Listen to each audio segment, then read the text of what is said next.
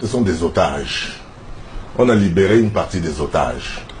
Il faut libérer les autres otages. Parce que il faut comprendre le problème anglophone. Il faut que quelqu'un réussisse à m'expliquer, à moi, avocat, juriste, qu'on arrête quelqu'un à Bamenda et que ce n'est pas la première fois. On va le mettre à Yaoundé, à Kondengui, pour le juger à Yaoundé. Vous l'avez arrêté au lieu de l'infraction. Il y a une justice à Bamenda. Il y a un tribunal de première, un tribunal de grande instance, un tribunal, la cour d'appel est là. On commence par là.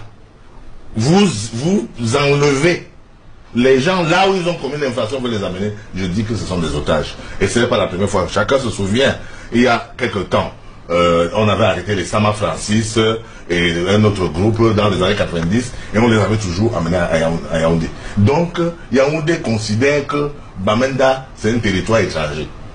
Et donc, de ce point de vue, les manifestants sont en train de dire une chose qui m'a apparu fondamentale. Libérez d'abord les otages. Bon, ils ont dit les prisonniers.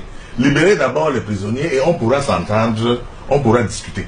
Mais en réalité, ce sont des otages qui sont là pour faire monter les enchères.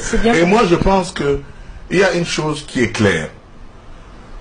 Comme ce témoin vient de dire qu'il y a un amalgame, c'est-à-dire qu'on a arrêté ceux qui ont fait quelque chose, ceux qui manifestaient, il y avait des manifestants, il y avait des gens qui avaient les fonds, tout ça, mais il y avait aussi des innocents. Mais dans en général, c'est comme ça, même en février 2008 ici, nous avons vu au tribunal, il y avait ceux qui avaient fait quelque chose, ceux qui étaient des innocents, etc. Donc, en général, les policiers, les militaires, les forces de secours, on prend tout le monde après.